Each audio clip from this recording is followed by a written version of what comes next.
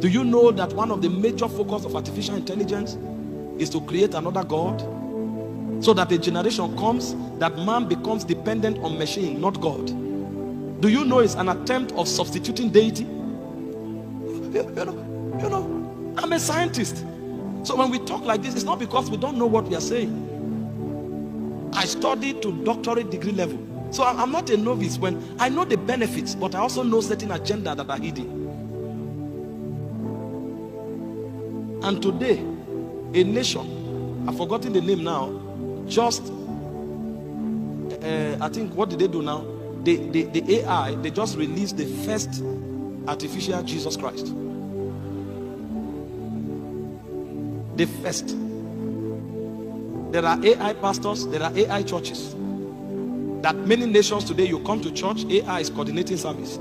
A computer is just merging scriptures from nowhere because he can use concordance and is talking on many topics and smuggling the globalist agenda into the message, interpreting things in light of what allows for demonic programs to find expression. And a point comes when all the moral standards of God are removed. A point comes where the fear of God is removed. A point comes when the sovereignty of God is removed. And another generation will rise who don't know the ways of God anymore. Because when these people plan, they are futuristic. I know the blessings of AI. I know the blessings of robotic sciences. I know the many good things they do. But I'm telling you, if there is no moderation, the agenda, the real agenda behind it will come. If you look at the 8th evolution of AI, the highest level of AI is called the God AI. So they know what they are doing that you don't know. You are excited because you go to ChatGPT and ask any question and get an answer. The first thing that will happen to you is that a point will come where you don't ask the Holy Ghost anymore. Neither do you develop your mind. ChatGPT becomes both your mind and your Holy Ghost. And that is preparing the way so that a day will come when you will worship a machine. And they know these things. Are we saying we should truncate it? No. But we are saying there must be modification. Gatekeepers must watch. So that if they want to go beyond boundaries, we're frustrated. They try it, we're frustrated. They don't know why the thing is not projecting. We are working it out. So if you are a man of prayer, if you are prophetic, these are some of the areas to deploy spiritual power. So your prayer is not just that I pray for 7 hours. What is the product? What demonic agenda have you stopped? You are praying for 12 hours. But there is fornication. There is what do you call it? Harlotry has been legalized in your environment. So what's your 4 hours prayer?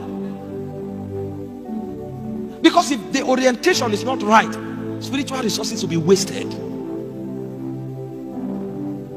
I'm telling you about innovations.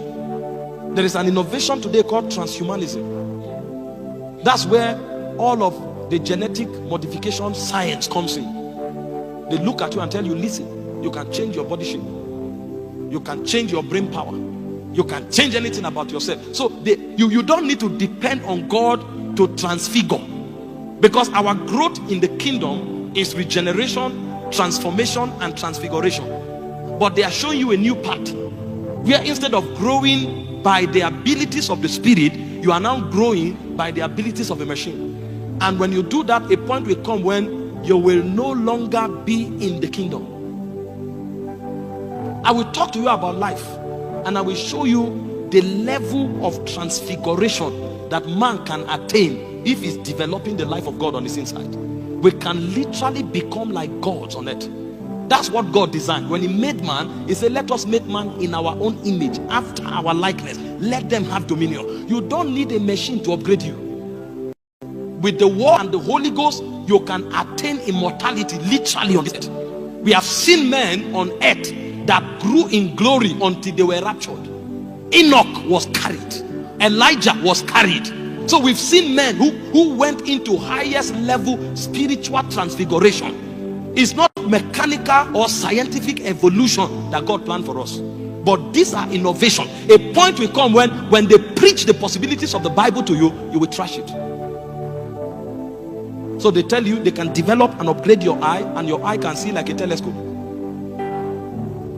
They can tell you they can inculcate machines into you, and you are no longer thinking. A chip is thinking for you.